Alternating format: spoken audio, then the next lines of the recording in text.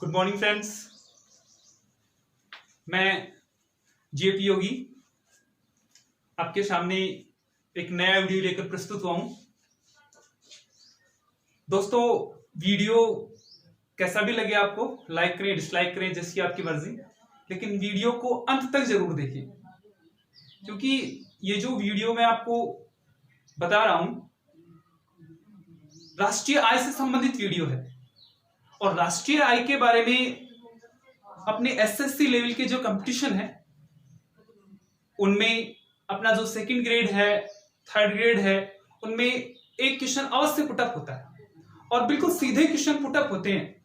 राष्ट्रीय आय क्या है, जीडीपी क्या है, जीएनपी क्या है, मतलब ये सब राष्ट्रीय आय की जो अवधारणा है उनमें से एक सीधा सा क्वेश्चन पुटअप होता है जिसको हम आसानी से हल कर सकते हैं। इस वीडियो को आप देखिए, फिर आपको आसानी से पता चल जाएगा कि कैसे क्वेश्चन को हल किया जा सकते हैं। बात करते हैं हम राष्ट्रीय आय की।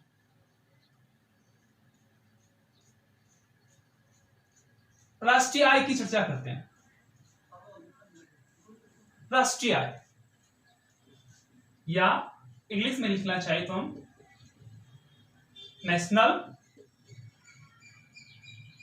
इनकम। राष्ट्रीय आय या नेशनल इनकम।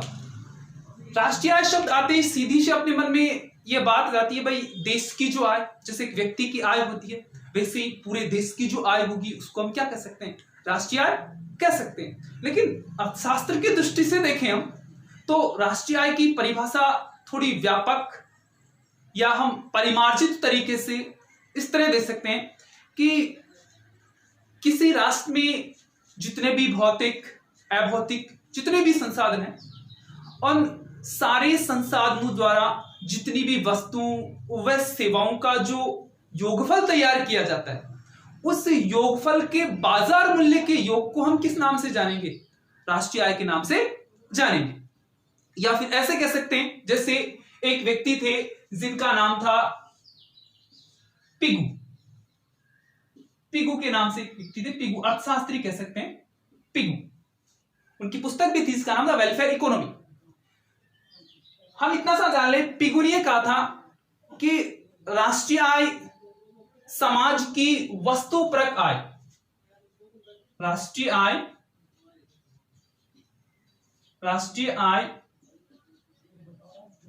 समाज की वस्तुपरक आय का वह भाग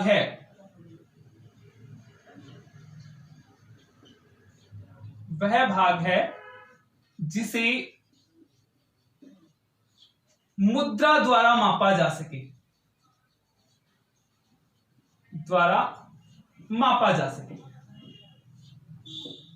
देखो ये परिभाषा दी। अब देखो इनकी परिभाषा में एक बात स्पष्ट हो रही है कि राष्ट्रीय आय हम उन्हीं चीजों को शामिल करेंगे जिनका मूल्य हम मुद्रा में माप सकते हैं।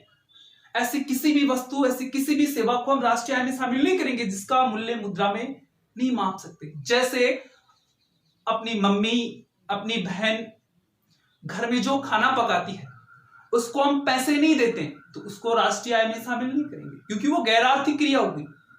ठीक है। एक अध्यापक अपने स्वयं के बच्चों को पढ़ाता है, उसको राष्ट्रीय आय की गणना में शामिल नहीं करेंगे, क्योंकि वो पैसे कमाने के लिए ऐसा नहीं कर रहा। ठीक है। इसलिए राष्ट्रीय आय में केवल उसी गतिविधि को, क्रिया को शामिल करेंगे जिसको मुद्रा के द्वारा मापा जा सके। ये तो सीधी सी परिभाषा। यदि हम जीडीपी की परिभाषा देना चाहे, क्योंकि कुछ अवधारणाओं में एक अवधारणा का अध्ययन करेंगे हम, जीडीपी, इसके बारे में चर्चा करेंगे। जीडीपी इसको यूं कह सकते हैं, ग्रॉस डोमेस्टिक प्रोडक्ट,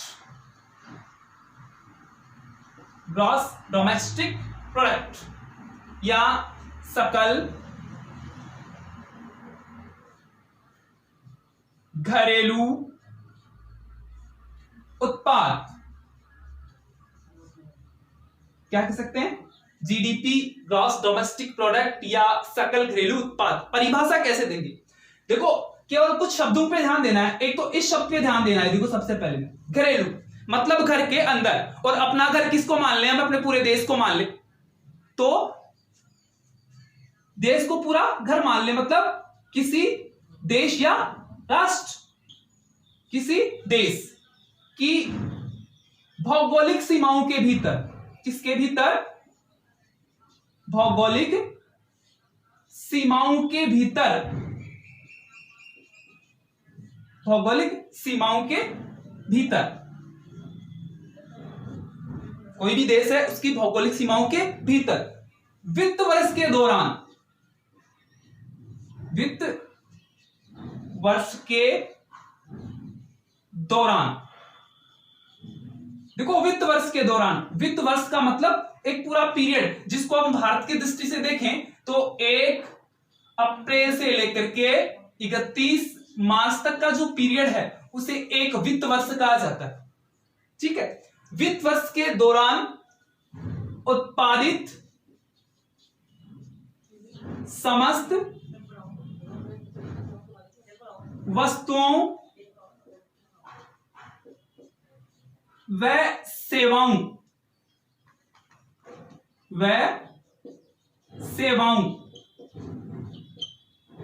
के अंतिम, देखो अंतिम जोड़ा है यहां पर मैंने, अंतिम बाजार मूल्यों के योग को, अंतिम बाजार मूल्यों के योग को किस नाम से जानते हैं, जीडीपी कहते हैं। ये जीडीपी देखो परिभाषा होगी, समझ लेते हैं। देखो परिभाषा बिल्कुल सीधी परिभाषा, किसी देश की भौगोलिक सीमाओं के भीतर वित्त वर्ष के दौरान, वित्त वर्ष के दौरान उत्पादित समस्त वस्तुओं व सेवाओं के अंतिम बाजार मूल्य के योग को किस नाम से जानेंगे हम, जीडीपी के नाम से जानेंगे। बाजार मूल्यों का योग मैंने इसलिए कहा क्योंकि वस्तु की कीमतों की जो गणना है वो बाजार मूल्यों के आधार पर की जानी है। यहां पर फैक्ट्री में माल कितना बना ये नहीं, बाजार में कितना माल बिक रहा है इसके आधार पर हमें गणना करनी है। तो यह तो किसकी बात होगी, जीडीपी की बात होगी। अब देखो प्रश्न कैसा बनता है, प्रश्न यह बनता है कि इस जीडीपी से जुड़ी हुई एक अवधारणा और होती है, केवल इसी की चर्चा करेंगे।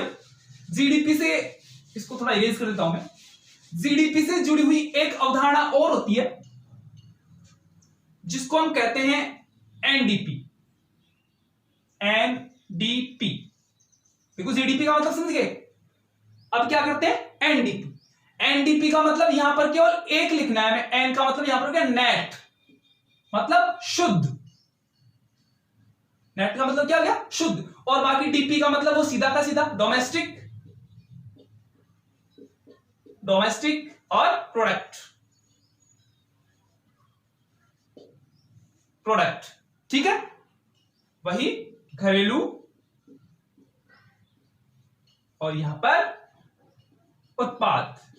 क्या डिफरेंस है, इससे क्वेश्चन बनेगा। देखो या तो परिभाषा क्वेश्चन पूछेगा, परिभाषा में इस पर जोर देना है बाजार मूल्य के ऊपर। ठीक है, और भौगोलिक सीमाओं का तो जीडीपी आ जाएगा। इन दोनों से क्वेश्चन क्या बनेगा, देखो जीडीपी का मतलब क्या लिखा हमने, सकल, और यहां पर क्या लिखा है, शुद्ध। मतलब इन दोनों का ही अंतर है, सकल का और शुद्ध का ही अंतर है। घरेलू तो दोनों के लगा हुआ है, उत्पाद भी दोनों के लगा हुआ है। मतलब क्या हुआ, जीडीपी में और एनडीपी में क्या अंतर है। जैसे किसी व्यक्ति ने एक ट्रैक्टर खरीदा या एक बस मशीन कुछ भी मान लो, उस ट्रैक्टर को या उस मशीन को 1 साल तक उसने चलाया, पुरानी हो गई मशीन। अब जैसे ही मशीन पुरानी हो गई, मतलब अपनी आम भाषा में कहें तो क्या हो गई, मशीन घिस गई, तो उसकी घिसावट से उसकी कीमत तो कम हुई है ना। जो उसकी कीमत कम हुई है उसको घटा दो तो सूद आ जाएगा ना। मतलब सकल में से जिन मशीनों ने फैक्ट्रियों में उत्पादन किया, उस उत्पादन के दौरान उन मशीनों के मूल्य में जो कमी हुई है उसको हम क्या कर दें, बाहर निकाल दें, तो फिर अपने पास जो शेष बच जाएगा उसको किस नाम से जानते हैं, एनडीपी। मींस जीडीपी में से, यहां पर ऐसा कर लेते हैं थोड़ा सा, मतलब जीडीपी में से क्या घटा दें, मूल्यह्रास। मूल्यह्रास का मतलब मूल्यह्रास का मतलब मशीनों के मूल्य में होने वाली कमी। मूल्यह्रास को घटा दें तो क्या आ जाएगा, एनडीपी। सूत्र हो गया जीडीपी माइनस मूल्यह्रास इक्वल टू एनडीपी। इसका मतलब ये हो गया, इसको ऐसे भी लिखा हुआ सकता है, देखो जीडीपी माइनस डी। डी का मतलब हम किससे लेंगे, डिप्रेशन, मूल्यह्रास से लेंगे। समझ रहे हो? अब प्रश्न कैसे आ जाएगा, देखो किस तरह से प्रश्न आएगा। यदि किसी राष्ट्र, ऐसे देखोगे आपने, किसी राष्ट्र की जीडीपी $100 है, या ₹100 भी, रुपए में भी आ सकती है, कोई दिक्कत नहीं। जीडीपी $100 है तथा मूल्यह्रास